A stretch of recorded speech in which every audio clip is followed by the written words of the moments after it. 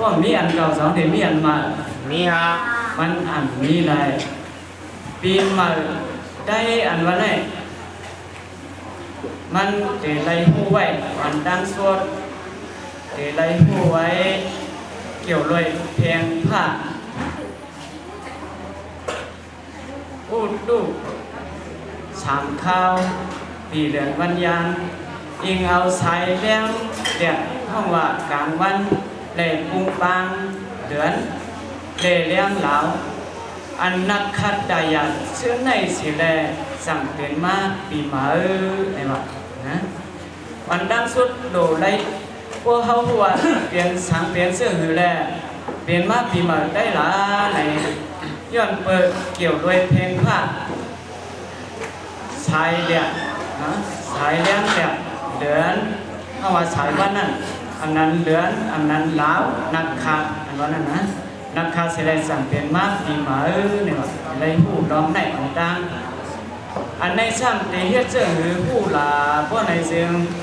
เดือนก็ผู้อยู่กลางวันก็ผู้อยู่ดาวก็ผู้อยู่เมื่อกูบอกอันตะกาเขาซุกขอบมือมานั่นยามมองตื้อนั่นน่ะสองเมียกูบอกมันมีกูบอกให้เพิ่นด้วยเอาสร้างเนี่ย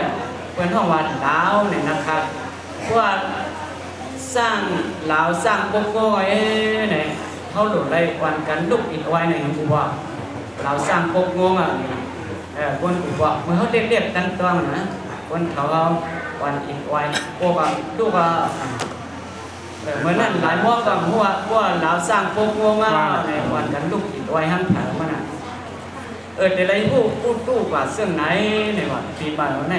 ย้อนเปิดเองเปิดดีอันนึงโอกาสสัตว์โอกาสดกหลงในแหละเชียมกาเกิดบ้าสังขาระระอันเรียกได้ปุตปันอันมันนำขึ้นนั่นเสด็จปานเช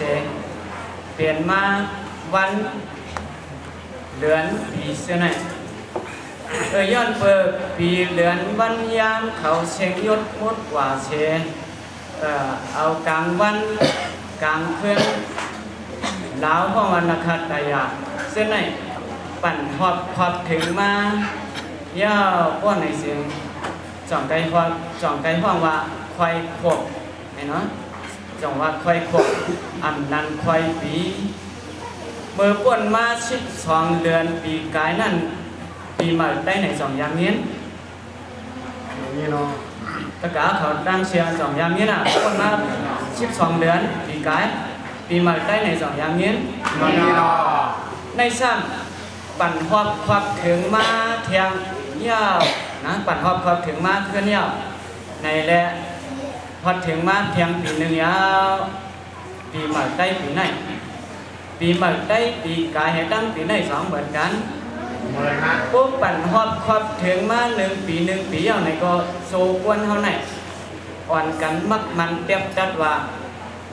โจขบมันไหลมากกะหรือไหลมา1 ปีเทียงยาวหลังจากปีกายไหล15 ปีไหนไหลกะหรือไหล16เพราะปีกายไหล17ต่อปีไหนไหล18ปั่นหอบถึงมาเสื่อไหนนะมันก็นับอ่านมันเองเอาใช้เดือนรับเดือนม้วนจากว่าเสื้อในแสดงเปลี่ยนมาจะกากินนายซะก่อนนะอันนั้นแหละด้วยเอาตีเดือนมังเดือนเตรียมเนาะเดือนมังเดือนเตรียมนักขัดแต่อยากข้าวยามเสียแล้วมักมันเฮ็ดไว้ยามเหมือนสนามเพลงทุ่งเผื่อเพลงทุ่งมันเมื่อเดี๋ยวก็เฮ็ดยามมองหอยบางทีก็เฮ็ดยามมองหลงบางทีไหนก็ด้วยยามข้าวยามมันเสื้อในเสียแล้วเรียกลายเสพปันครอบหวาเนี่ยตะกาเพราะว่าก็เปิดมันมีไข่หนึ่งปีหนึ่งยาวปีหนึ่งอุตุ3 ข้าวหน่อ1 ปีในแต่มีอุตุ3 ข้าวเดือน12 เดือนจากว่าเส้นไหนอะไรปั่นครอบถึงมาถึงเดือนเจนเนาะปีใหม่ได้มีหังผางมันอ่ะเข้าเปลี่ยนซุ้มได้ก็ปีใหม่ได้ปีใหม่ได้อันเป็นปีใหม่สร้างอย่างตัวในซ้ำเปลี่ยนห้างมันปีใหม่เคล็ดในก็มีอยู่ห้างผามันย้อนเปิดเปลี่ยนปีใหม่มาเสื่อในแรกสู่ก็ว่าถึงมาเดินเสียงใน เปลี่ยนปีใหม่เข้ายาวในก็วันกันมักมันหมายต้องไว้ว่าเปลี่ยนปีใหม่ได้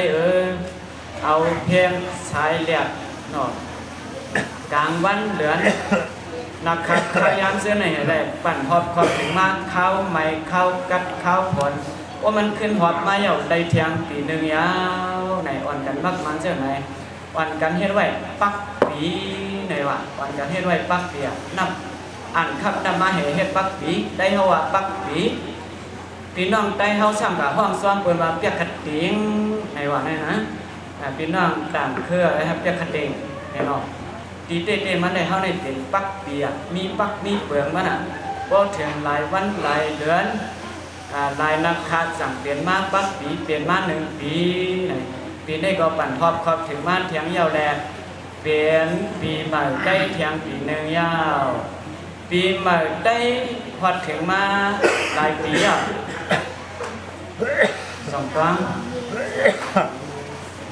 ปีอ่านโตได้เอาปีได้ไรมากกันหลายปีฮะ2112ฮะ